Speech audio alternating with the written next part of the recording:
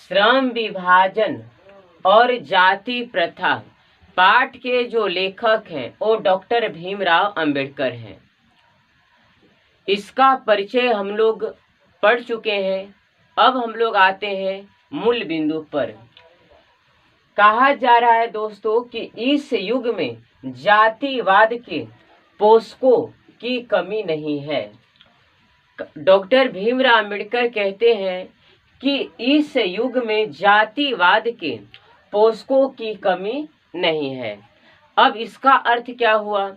तो डॉक्टर भीमराव अंबेडकर कहते हैं कि जो हमारा समाज था वो कहता था कि नहीं, जातिवाद सही है, क्योंकि हर व्यक्ति को अपना अपना काम पता होना चाहिए कि वो व्यक्ति क्या कर सकता है।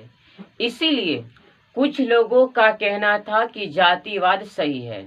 तो इसी कारण से लेखक लिखते हैं कि इस युग में जातिवाद के पोषकों को नहीं होता। पोषक का मतलब होता है मानने वाला। तो कुछ लोगों का कहना था कि जातिवाद बिल्कुल सही है, लेकिन आखिर वो लोग क्यों सही मानते हैं? तो उन लोग का कहना था कि आधुनिक सभ्य समाज और कार्य कुशलता के लिए श्रम विभाजन आवश्यक है। जो लोग जातिवाद को मानते थे वो लोग का कहना था कि नहीं, अच्छे समाज के लिए क्या है और कार्य कुशलता के लिए श्रम विभाजन आवश्यक है। कार्य कुशलता का मतलब वो लोग का कहना था कि प्रत्येक व्यक्ति को अब कार्य माने होता है काम। प्रत्येक व्यक्ति को यह काम पता होना चाहिए कि हर व्यक्ति कौन सा काम करेगा, क्योंकि अगर पता ही न रहे कि कौन व्यक्ति कौन व्यक्ति क्या काम करेगा तो समाज का जो व्यवस्था है वो अव्यवस्थित हो जाएगी। इसीलिए कुछ लोगों का कहना था कि आधुनिक सभ्य समाज मतलब अच्छे समाज को सुचारू रूप से चलाने के लिए और कार्य कुशलता के लिए श्रम विभाजन आवश्यक है। श्रम विभाजन का मतलब क्या होता है? तो श्रम विभाजन का मतलब होता है कि काम के आधार पर लोगों को आपस में बांट देना। श्रम का मतलब काम, विभाजन का मतलब होता है बांटना, अर्थात काम के आधार पर लोगों को विभाजित कर देना, अलग कर देना ही क्या कहलाता है? श्रम विभाजन कहलाता है।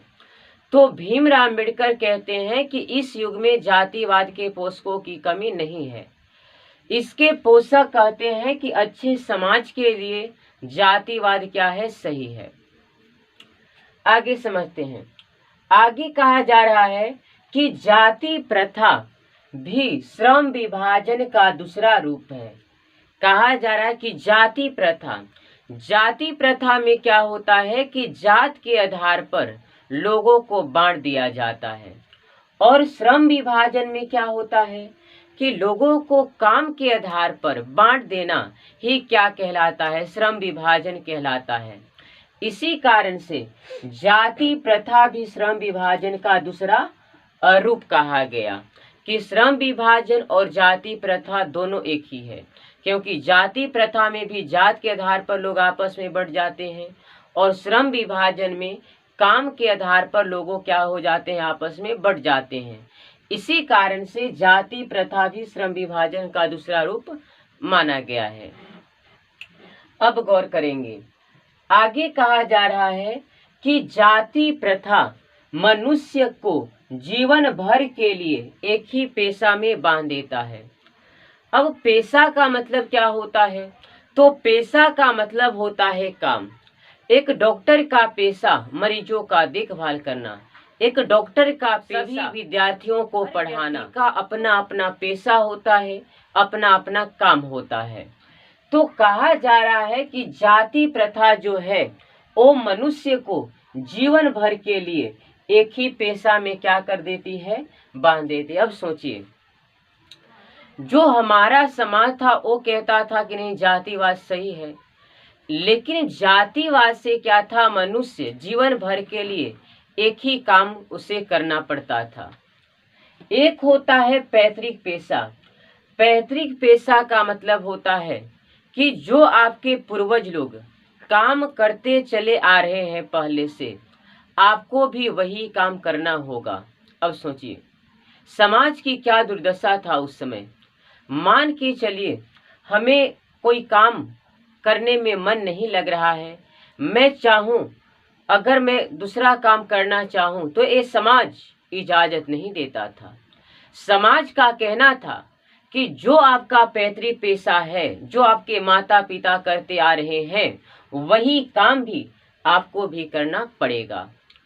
तो जाति प्रथा से जो मनुष्य था वो क्या जीवन भर के लिए एक ही पेशा में क्या हो जाता था, है ना, उसमें बंध जाता था, जिसमें व्यक्ति को ना तो दिल लगता था और ना ही दिमाग।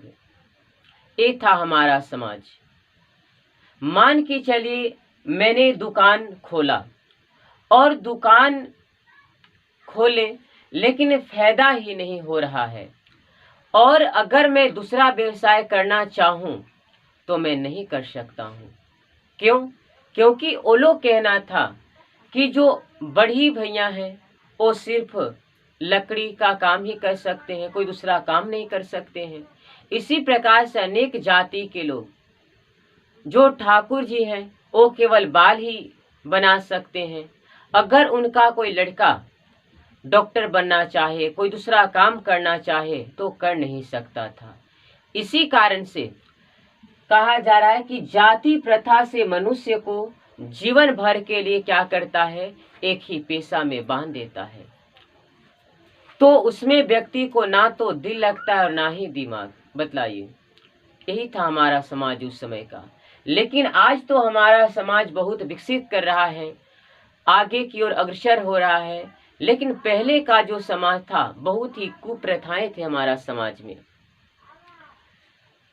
तो जाति प्रथा, लोग भी पैतृक पेशा का मतलब जो आपके माता पिता जो काम करते आ रहे हैं वही भी आपको काम करना पड़ेगा।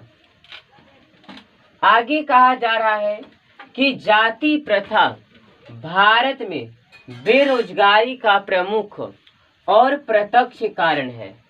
जाति प्रथा भारत में बेरोजगारी का प्रमुख और प्रत्यक्ष कारण माना गया है। किसको? जाति प्रथा को।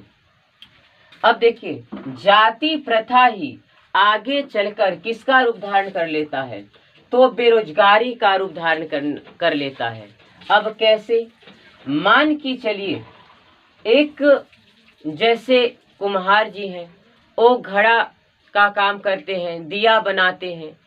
तो क्या दिया का काम, घड़ा बनाने का काम क्या हर माह होता है? क्या हर वर्ष होता है? नहीं, वो मौसम के अनुसार वो क्या होता है, काम चलता है। अब सोचिए, तो सब दिन घड़ा का काम नहीं होता है, दिया का काम नहीं होता है।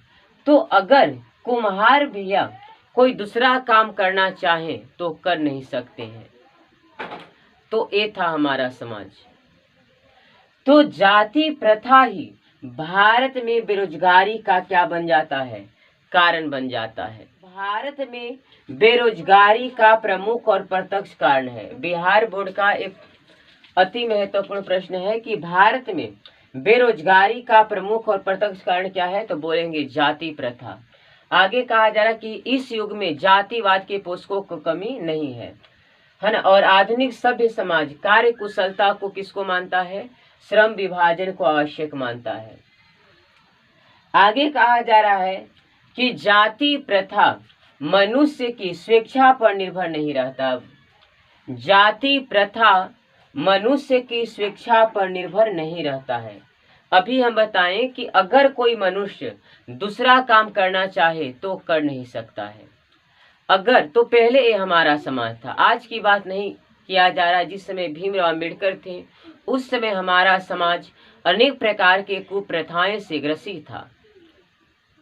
तो जिस प्रकार से, तो वही कहा जा रहा है कि जाति प्रथा मनुष्य के स्वेच्छा मन इच्छा पर निर्भर नहीं था। आप अगर दूसरा काम करना चाहें तो कर नहीं सकते हैं। जो आपके माता पिता करते आ रहे हैं वही आपको भी काम करना पड़ेगा, चाहे मन लगे अथवा ना लगे। ये था हमारा समाज। अब ध्यान दीजिए, तो भीमराव अम्बेडकर जब आए तो उन्होंने समाज में अनेक प्रकार के कुरीतियां को देखे और उन्होंने समाज में बदलाव लाने का प्रयास किए। और आज भीमराव अम्बेडकर का ही देन है जिसे हम लोग को इतना अधिकार मिला, अपना हक के लिए हम लोग लड़ सकते हैं, तो ये भीमराव अम्बेडकर की देन से हुआ है।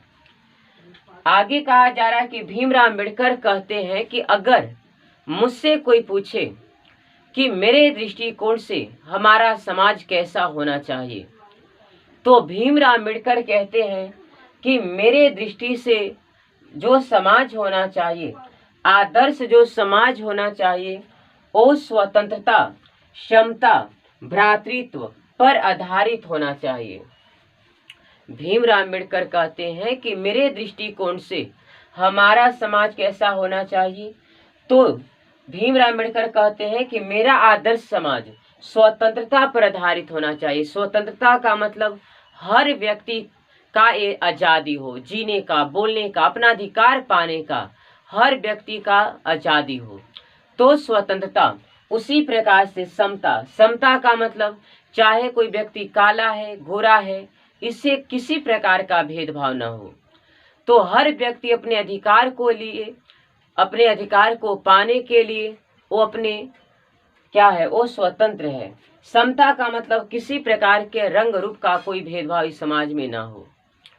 और भ्रातृत्व, भ्रातृत्व का मतलब सभी एक दूसरे का सहयोग करें, सभी एक दूसरे का सहयोगी प्रदान करें तथा साथ दें, तभी हमारा समाज एक सच्चे मायने में लोकतंत्र समान कहा जाएगा। तो तभी हमारा समाज एक सच्चे मायने में लोकतंत्र कहा जाएगा।